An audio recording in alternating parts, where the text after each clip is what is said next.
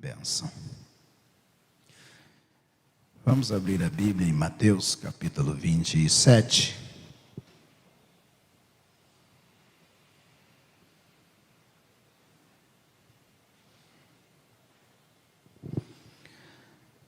Versículo 45.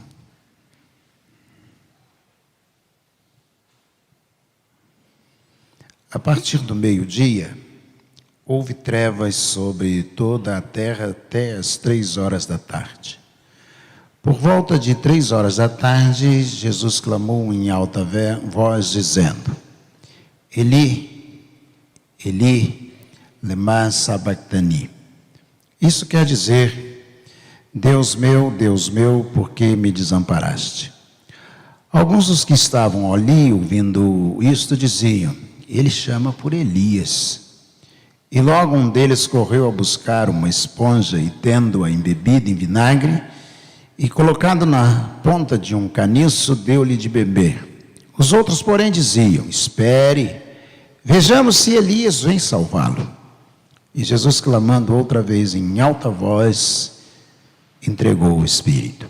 Eis que o véu do santuário se rasgou em 2 partes, de alto a baixo, a terra tremeu e as rochas se partiram. Os túmulos se abriram e muitos corpos de santos já falecidos ressuscitaram. E saindo dos túmulos, depois da ressurreição de Jesus, entraram na cidade santa e apareceram a muitos. Amém? Senhor nosso Deus, nosso Pai, nós te agradecemos pela oportunidade, o privilégio que temos de adorar ao Senhor. Obrigado, ó Deus, porque descobrimos na nossa trajetória de vida que, ó Deus, a melhor decisão era entregar a vida ao Senhor. E, ó Deus, obrigado porque o fizemos. Isso nos traz, ó Deus, paz ao coração, a paz de Cristo veio habitar em nós. Agora, Senhor, fala ao coração de cada um de nós, pois nós esperamos em Ti. Esta é a nossa oração, em nome de Jesus. Amém. Amém. Esse texto de Mateus é a narrativa, o capítulo 27, a partir do versículo 45, é a narrativa da morte de Jesus. E eu costumo dizer na minha classe que quando Jesus volta ao céu, no Apocalipse capítulo 5, os anjos, eles estão admirados, e todo cântico que você olhar no Apocalipse, a partir do versículo 5, eles vão dizer: a ele que foi vivo, que vivo foi morto, e morto ressuscitou. E eles dizem: a ele a honra, a glória, o poder, o domínio para todos sempre, amém, amém. E eles repetem amém, e mais adiante outra vez: a ele que foi vivo e morreu, e morto ressuscitou, a ele sejam dadas a honra, a glória, o poder, a majestade, o domínio. E os anjos dizem amém, amém, amém. Mas por que os anjos fazem tanta questão de repetir que Jesus vivo foi morto e morto ressuscitou? Primeiro, porque eles conviveram com Jesus desde a eternidade passada, aion no grego, eternidade passada, e eles sabiam que Jesus é imortal. Então, como que um imortal vai morrer? Quando Jesus, que é o próprio Deus, vem ao mundo imortal, como que ele vai morrer? Ele vem e morre, e ele retorna. E então eles vão fazer uma declaração permanente dizendo: ele vivo foi morto, e morto reviveu. Porque não dá para compreender como que o imortal viria e iria morrer. E ainda a narrativa do capítulo 5 do Apocalipse, eles vão dizer: e ele estava ali diante do trono, e ele pegou o livro, na abertura do livro, o anjo, João está chorando, e ele diz: e ele estava como quem foi morto. Não é como alguém que morreu, mas como quem foi morto. Porque não dá para entender que um imortal tenha morrido. Evidentemente, morreu por causa da forma humana, a junção hipostática, a junção do humano e o divino na mesma pessoa. Então Jesus, ele vai morrer por causa de sua natureza humana, e representando o Cordeiro vai tomar todo o pecado da humanidade. Mas quando Abraão leva Isaac para o sacrifício, Ele está, na verdade, como diz John Lander no seu livro Invited, ele diz, ele está conduzindo na expectativa do que vai acontecer. Mas quando Deus está conduzindo Jesus, Deus não tem expectativa de que possa acontecer outra coisa senão o sacrifício do próprio filho. O sacrifício de Abraão é apenas um antitipo, na linguagem de Dr. John Landers, é apenas um antitipo. É um tipo que está no Velho Testamento, indicando o que vai acontecer com o Senhor Jesus. Que Deus vai levar o seu filho, e não a semelhança de Abraão, vai ter um cordeiro que irá substituí-lo. Abraão, Deus diz, não faça isso a teu filho, porque eis aqui o cordeiro. Aquilo ali é só um símbolo, aconteceu, mas é um símbolo do que vai acontecer no Novo Testamento. Quando Deus leva Jesus, conduz Jesus para ser sacrificado, e Jesus está chegando ao Calvário, ele sabe que vai morrer. João está recheado de textos de Jesus dizendo, ninguém tira a minha vida, eu mesmo, eu vou lá dou, sou eu quem vai dar a minha própria vida, e eu dou e torno a tomá-la outra vez, falando da sua ressurreição. Mas é interessante que Deus deixa Jesus ser conduzido, e esse caminhar, é sobre isso que eu gostaria de destacar, esse caminhar de Deus eterno, com Jesus Cristo, físico, homem, humano, ele vai até a cruz do Calvário. E qualquer um consegue observar isso olhando, por exemplo, para Jesus dentro do barco, quando o mar está se levantando, estão juntos fisicamente, Jesus, homem, vai até a proa do barco, estende a mão e faz o vento cessar, as ondas cessarem. Deus está ali. Hoje, João capítulo 11, diante da sepultura de Lázaro, Jesus chega diante da sepultura, diz, Pai, graças te dou por me haveres ouvido, eu sei que sempre tu me ouves, mas tenho dito isto para que creiam que tu me enviaste, e tendo dito isso, diz, Lázaro, vem para fora. E depois de 4 dias de estar sepultado, ele vem para fora. É o Deus eterno, evidentemente, operando, não é o Jesus humano, é o Jesus, é o Deus eterno na pessoa, se manifestando como filho, quem está operando.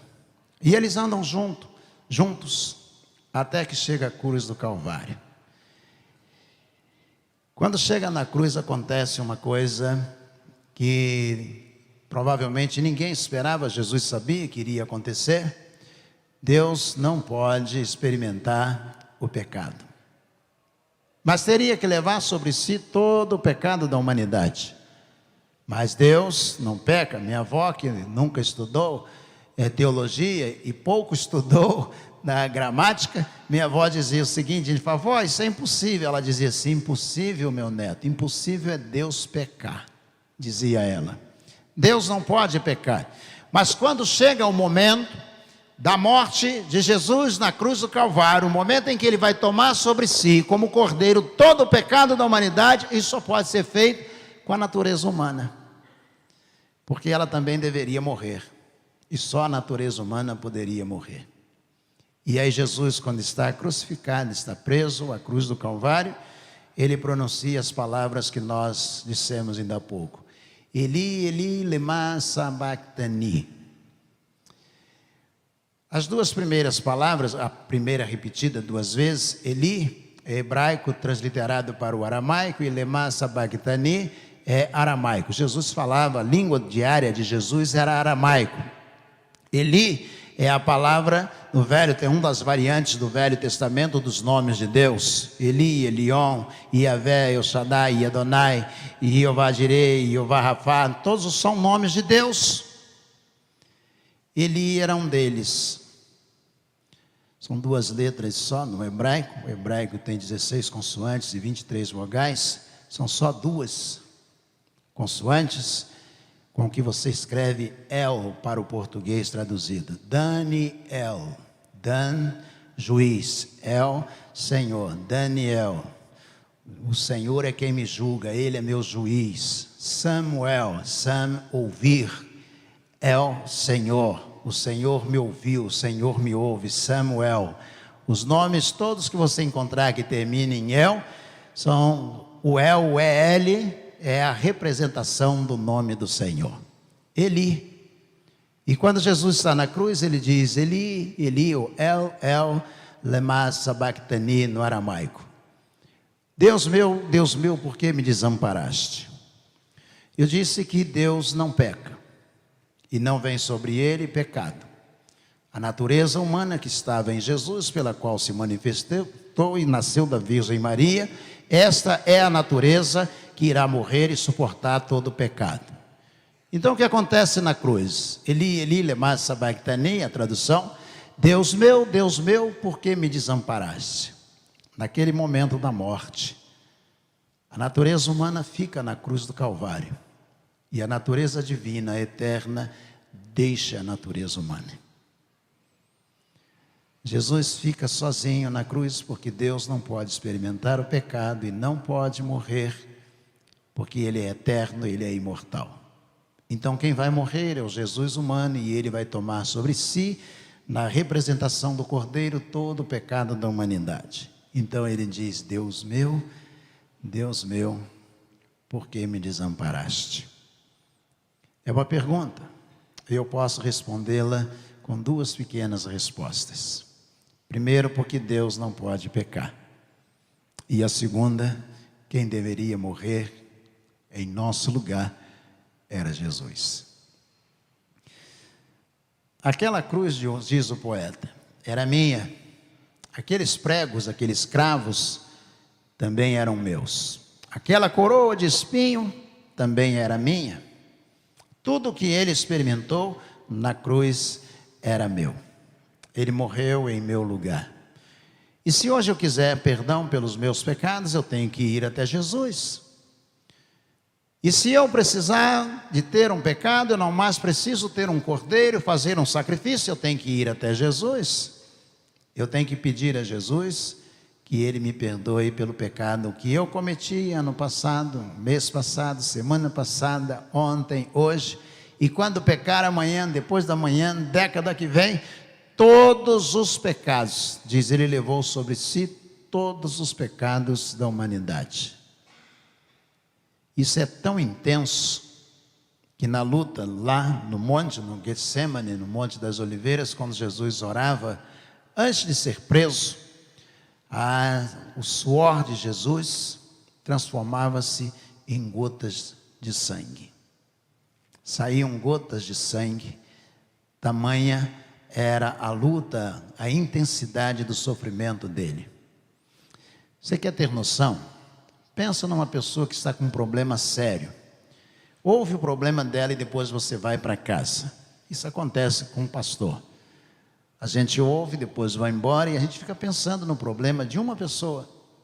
Vem outra, conta o problema, a gente escuta, volta para casa pensando, gente, que dor.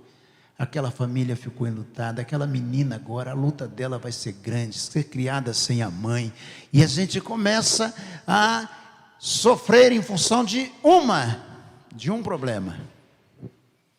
Agora imagina o pecado de toda a humanidade.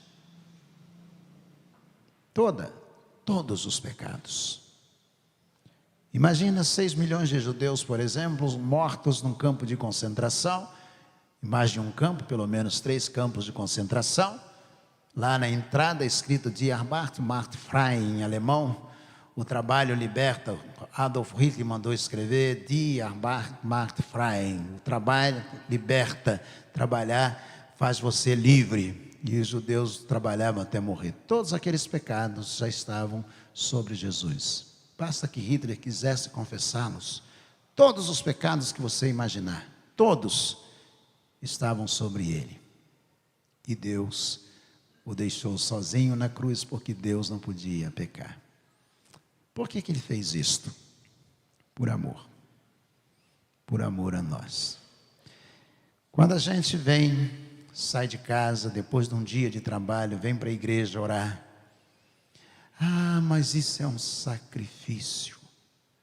Quando a gente vai evangelizar, mas eu estou tão cansado, isso é um sacrifício. A gente esquece o que Jesus fez na cruz do Calvário. Poderia hoje Jesus dizer para a gente, para muitos de nós, muitos membros da primeira Igreja Batista de Petrópolis.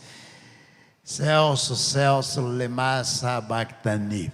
Se eu não venho orar, ele pode dizer: Celso, por que você me abandonou? Pode dizer isso para você. Lema sabachthani, por que você me abandonou? Por que você não vem orar? Por que você não sai de casa e vem orar? Por que você não se reúne com a igreja e você não ora, você não cultua, você não evangeliza? Já imaginou? A frase não serve só para Mateus 27, a partir do versículo 45. Serve para nós. Por que você me abandonou? Meus discípulos, se vós fizerdes, sereis meus discípulos, se fizerdes o que eu vos mando, disse Jesus.